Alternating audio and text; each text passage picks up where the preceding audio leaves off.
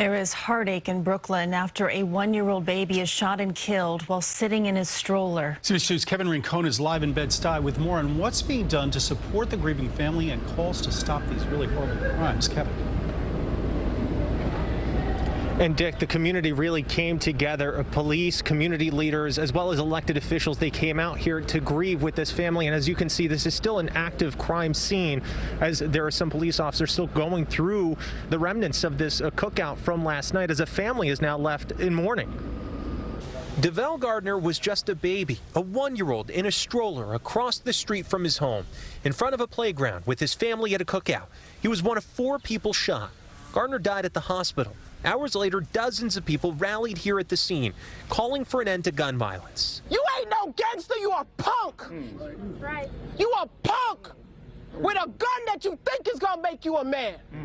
And it ain't. Advocates showed up, people who've dealt with the loss of young loved ones, mothers who themselves know what it's like to go through something like this. She doesn't get to eat because I know when you bury a child or you lose a child, you can't even eat because you feel guilty. Parents who haven't suffered loss like this were also here to make sure it doesn't happen again. This whole block should be out here because everyone knows who's doing what. They need to knock on those doors and say, listen, if you don't do something about it, we are.